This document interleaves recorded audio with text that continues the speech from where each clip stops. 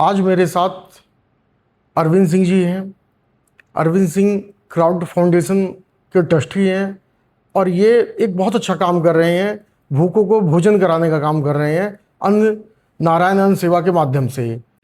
अच्छा, नारायण अन्न सेवा की जो रसोई है उसकी सबसे बड़ी चुनौती क्या है?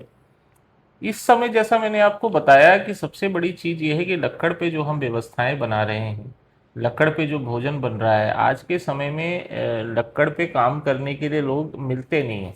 मतलब रसोइये ढूंढना, वो इस तरीके के जिन्होंने लक्कड़ पे भोजन बनाया हो, इस समय हमारी सबसे बड़ी चुनौती है, क्योंकि हम उसे ढूंढने में, उन लोगों को सेवा से जोड़ने में हमें बहुत सारा टाइम लग रहा है। और फिर वो लोग 2-4 दिन बाद जब ये गर्मी होती है बहुत ज़्यादा, तो लोग उसको छोड़ के भाग जाते हैं। फिर हमें नए रसोइया ढूंढने पड़ते हैं। तो ये हमारा इस समय बिगेस्ट चैलेंज है। अच्छा, भोजन बनाने में जो सबसे बड़ी मेहनत है वो क्या है? देखिए, सबसे बड़ी मेहनत इस समय मुझे लगता है, लकड़ पे बैठ के जब आप रसोई बनाते हैं ना, और ऊपर से गर्मी है, गर्मी में आप अगर आग पे बैठते हैं और वहाँ पे बैठ के भोजन बना रहे हैं, तो चाहे मैं बनाऊँ, चाहे कोई महिला बनाए। यूजुअली हमारे यहाँ ज़्यादातर महिलाएं ही रसोई में काम कर रही हैं, पुरुष भी हैं, बट संख्या महिलाओं की ज़्यादा है। और वहाँ पे जब वो पसीने में तरबतर हो जाते हैं और खाना बनाते बनाते, तो मुझे कई बार ऐसा एहसास होता है कि यार हम लोग इसके लिए कुछ कर नहीं पा रहे हैं, क्योंकि हमें ये भी देखना होगा कि हमारे लोग बीमार ना हो जाएं। अगर वो बीमार हो गए तो अगले दिन की रसोई बाधित हो जाएगी। अच्छा, इसमें मैं एक ये जानना चाह रहा हूँ कि कभी आप भी ऐसा समय आया कि जो आपको भी लगना पड़े हो? हाँ, ऐसा 2-3 दिन हो चुका है। 2-3 दिन इसलिए हो चुका है कि कई बार ऐसा होता है कि कोई नहीं आया। अब कोई नहीं आया और सुबह पता लगता है कि सब आज की रसोई बंद हो जाएगी। तो फिर ना चाहते हुए भी आपका अगर मिशन है कि आपकी रसोई बंद ना हो, तो आपको खुद भी भांडा उठाना होता है, खुद भी वहाँ रसोई में लगना पड़ता है, रसोइया बनना होता है। रसोइया बनना पड़ता है, और ये करना भी चाहिए। देखो, आप गुरुद्वारे को अगर देखते हैं, पूरे देश भर में जितने भी गुरुद्वारे हैं, वहाँ पे आदमी मर्सिडीज रोक करके जूते पॉलिश करने को तैयार है। तो मुझे नहीं लगता कि हिंदू धर्म में तो ये प्रथा है ही नहीं सेवा की। हम्म। अच्छा, ये कह रहा था कि भोजन से पहले हम्म। मैंने देखा है आपके यहाँ प्रार्थना होती है, हम्म। तो वो क्या चीज है? सबसे पहले देखिए, भोजन जब हमारे यहाँ शुरू होता है, उससे पहले हमारे यहाँ जो है, एक हमारे रिवाज है कि हम लोग भगवान की आरती करते हैं। और आरती करने के बाद हम लोग नारायण को ये सेवाएं, चूँकि नारायण की सेवा है, तो ओम जय जगदीश हरे का जो हमारे यहाँ परंपरा रही है, उसका हम लोग रिवाज है कि वो आरती शुरू होती है। आरती में हर आदमी खड़ा होता है, उसके बाद भगवान को भोग लगता है, फिर ये सेवा संचालित होती है। अच्छा, नारायण सेवा की पूरी टीम क्या है? देखिए, नारायण अन्न सेवा में आज की डेट में जो हमारी संख्या है, अलग अलग जगहों पे जो हमारे सदस्य हैं, जो हमारे वॉलेंटियर्स हैं, वो हमारी असली ताकत है। और ये अब हमारे वॉलेंटियर लगभग देश भर में सब जगह हो चुके हैं, जो हमसे जुड़े हुए हैं। चाहे छोटे से छोटी जगह भी हो, शिमला भी हो, कांगड़ा भी हो, या फिर आप कहीं हमारे साथ चलिए, हर जगह हमारे वॉलेंटियर्स हैं जो हमारे साथ सेवा में जुड़े हुए हैं। और वही हमारी मेन ताकत है, जिसकी वजह से हम ये देशव्यापी अभियान की बात कर रहे हैं। अगर हमारे पास वॉलेंटियर्स नहीं होते, तो हम शायद ये देशव्यापी बात नहीं कर रहे होते। अच्छा, जैसे आप कहते हैं कि आपका सपना है 10 लाख लोगों को एक दिन लगातार भोजन कराना, हाँ, तो प्रतिदिन भोजन का। वह यहाँ प्रतिदिन, हाँ, तो वो कैसे लोग होने हैं? देखिए, मेन चीज क्या है, हमारी जो सेवाएं संचालित होनी है, उसमें हमारा मेन टारगेट है रेलवे स्टेशंस के बाहर, बस अड्डों के बाहर, और हॉस्पिटल्स के बाहर, भीड़ भाड़ वाले मार्केट्स में जहाँ पे लोगों को वाकई ज़रूरत है भोजन की। और साथ के साथ हमारा जितने भी पौराणिक मंदिर हैं, जिनकी अवहेलना के कारण आज वो किसी वजह से खंडर में बदलते जा रहे हैं, उन मंदिरों के बाहर इन सेवा को संचालित करना हमारा मुख्य उद्देश्य है। अच्छा, नेता जो है वो अपने 5 साल का जो है एक वो तैयार रखते हैं कि मुझे ये है वो है, तो आप नेता नहीं है, आप सामाजिक कार्यकर्ता हैं, तो 5 साल का आपने कुछ सोचा है? देखिए, अगले 3 साल का कार्यक्रम हमारा निर्धारित है कि हम कहाँ कहाँ क्या क्या करने वाले हैं। पहले साल में हमने कोई जो शहर चुने हैं, उन शहरों में ये सेवाएं शुरू करने जा रहे हैं हम लोग, जिसमें से अभी बहुत जल्द हम गाजियाबाद, दिल्ली, गुड़गांव, नोएडा, फरीदाबाद, इन शहरों को हम जल्द से जल्द शुरू करने वाले हैं, इस महीने के आखिर तक। ये 4-5 शहर तो बिल्कुल शुरू हो जाएंगे जो दिल्ली एनसीआर वाले हैं।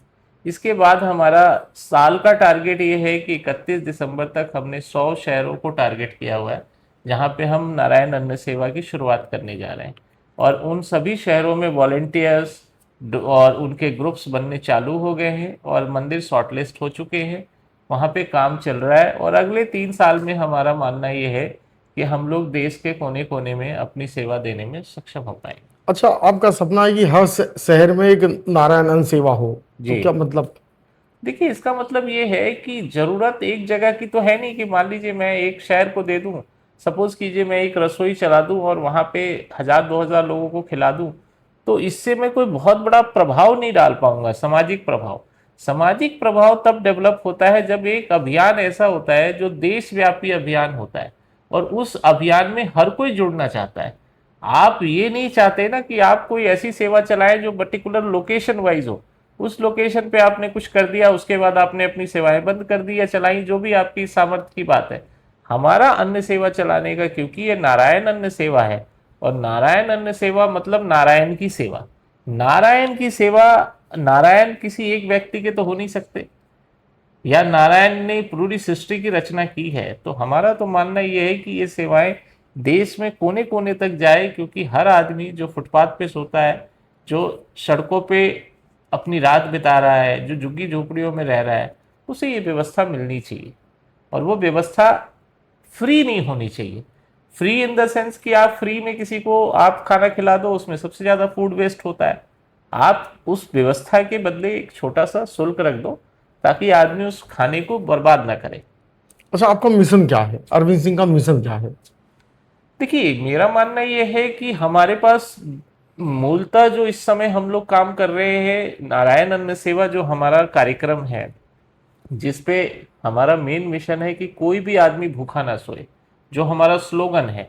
और हमारा जो भारत देश है कहीं ना कहीं भूख मुक्त हो सके। जब हमारे यहाँ विदेशी लोग आते हैं और आगे फोटो खींच के दूसरे दूसरे देशों में जाके दिखाते हैं कि देखो जी ये बहुत गरीब देश है, इनके यहाँ तो खाने को नहीं है, इनके यहाँ तो हर आदमी भूखा नंगा ही है। उन्हें ये पता लगना चाहिए कि ये सनातन सभ्यता और संस्कृति का देश है। इस देश ने, इस सभ्यता ने पता नहीं कितनों को आगे जीवन दिया है। इतने महान देश के बारे में अगर कोई ये लिखता है कि यहाँ पे भूखे नंगे लोग ज़्यादा हैं, भिखारी ज़्यादा हैं, तो ये कहीं ना कहीं ख़त्म होना चाहिए। अच्छा, अरविंद सिंह किस बदलाव की उम्मीद करते हैं इस सेवा से, इस माध्यम से? आप समाज में किस बदलाव की उम्मीद करते देश हैं? हमारा देखिए विकसित होना चाहिए। सबसे बड़ी चीज ये है कि आज लोग, भाषण तो बहुत सारे सुनता हूँ मैं बहुत सारे नेताओं की, और मैं किसी पे कमेंट भी नहीं करना चाहता कि उनका क्या विजन है, क्यों कैसे करना चाहते हैं। हमारे यहाँ जब तक देश का विकास नहीं होगा, हर आदमी की जीवन शैली में सुधार नहीं होगा, तब तक हम जैसे कहते हैं कि भारत सोने की चिड़िया है, थी और रहेगी। तो ये इस बात में कहीं कोई शक नहीं है कि भारत में जो चीज़ें हैं वो कहीं ना कहीं ग्लोबल प्लेटफॉर्म पे अगर आप देखेंगे तो हमसे ज़्यादा संपन्न देश कोई नहीं है। लेकिन इस बात को मानने के लिए तैयार कौन है? अच्छा, आप एक अपने सेवा में आप ज़्यादा से ज़्यादा बच्चों को शामिल करते हैं, युवाओं को शामिल करते हैं, तो क्या है इसके पीछे का? देखिए युवाओं को अगर आप आज सभ्यता और संस्कृति से नहीं जोड़ेंगे, उन्हें अपने पौराणिक शास्त्रों से नहीं जोड़ेंगे, तो आने वाले समय में हो सकता है मंदिरों में आपके आने के लिए आदमी भी ना मिले, क्योंकि उन्हें पता ही नहीं है कि मंदिर क्यों जरूरी है। अब तो मशीन, घंटी भी मशीनों से बजाई हाँ, जा। क्यों जाना है, उन्हें यहाँ तक भी नहीं पता कि मंदिर जाने की जरूरत क्या है। इस मोबाइल युग में बच्चे को ये नहीं पता कि भाई मोबाइल के अलावा भी बहुत बड़ी दुनिया है, लेकिन वो मोबाइल छोड़ने को तैयार नहीं है, चाहे वो माँ बाप को छोड़ देगा। आज के समय में सबसे बड़ा जो बिगेस्ट चैलेंज है आपके सामने, जो आपका फ्यूचर जनरेशन है, वो सिर्फ और सिर्फ मोबाइल फेंट्री हो चुका है। मोबाइल के अलावा उसे कुछ नहीं चाहिए, बेशक उसे खाना भी नहीं चाहिए, उसे मोबाइल चाहिए। और ये समस्या किसी एक घर में नहीं है, ये हर घर में है। दूसरी चीज़ ये है कि जब हम उसे इस संस्कृति के बारे में नहीं बताएंगे, नहीं जोड़ेंगे, तो कोई तीसरा आदमी कैसे बताएगा? अच्छा, हर व्यक्ति का एक एक जो है महापुरुष जो है उससे वो प्रेरणा लेता है, आप किससे लेते हो? देखिए मेरे पास ऐसा कोई अभी जीवन में, क्योंकि मैंने कोई गुरु तो बना नहीं लिया अपने जीवन में, ना मुझे कोई ऐसा मिला जिससे मैं देख के कह सकूं। लेकिन मैं रतन टाटा जी से बहुत प्रभावित रहा हूं अपने जीवन में, और उनको फॉलो करता रहा हूं। वो द लीजेंड है अपने जीवन में, और उनका एक स्टेटमेंट है, वो कहते थे, I don't believe in taking right और wrong decision, I take decision और मेक देम राइट। जी। मतलब उनका ये कहना होता था कि मैं इस बात में विश्वास नहीं रखता कि मैंने सही निर्णय लिया है या गलत, मैं डिसीजन ले लेता हूँ और उसे सही साबित कर देता हूँ। तो इससे आदमी की जो विल पावर है, जैसे उन्होंने जैगवार लैंड रोवर की कहानियां आपने सुनी होगी कि सबसे ज़्यादा लॉस मेकिंग कंपनी थी, और उस कंपनी को रतन टाटा ने खरीदा और उसे चला के हिंदुस्तान में प्रॉफिट में लाके खड़ा कर दिया। ये अपने आप में बहुत बड़ी बात है जो बहुत कम लोग जानते हैं। और अब वो तो टाटा रहे भी नहीं इस दुनिया में, लेकिन वो एक लेगेसी है अपने पीछे। तो उनकी भावनाएं जो देश के लिए जेआरडी टाटा ने काम किया है, या रतन टाटा के जो विजन्स थे देश को लेकर के, शायद ऐसे लोग बहुत कम संसार में आते हैं जो देश के लिए कुछ करना चाहते हैं। अच्छा, अगर संसाधन सीमित हैं तो? देखिए संसाधन तो आपके पास, रतन टाटा मेरे ख्याल में आपने कितना उनके बारे में पढ़ा है नहीं पढ़ा है मुझे नहीं पता, लेकिन अगर आप पूरा टाटा फैमिली को पढ़ेंगे, टाटा ने कभी शादी नहीं करी।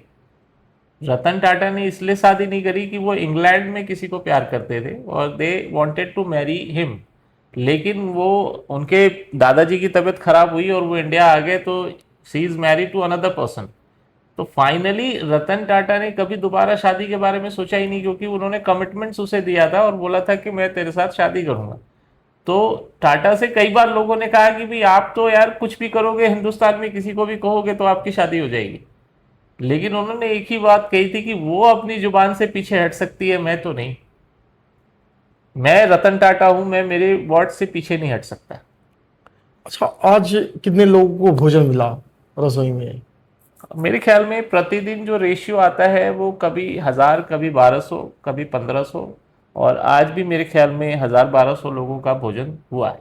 अच्छा, इस महीने की उपलब्धि क्या रही? लास्ट मंथ जो हमारा रहा टारगेट, हमने 50,000 लोगों को टारगेट किया था और हमने इजीली अचीव किया। 50,000 लोगों को हमने भोजन कराया, और इस महीने हम 1 लाख लोगों का टारगेट कर रहे हैं कि हम ज़्यादा से ज़्यादा, क्योंकि ये सेवाएं दिल्ली एनसीआर में हम शुरू कर चुके।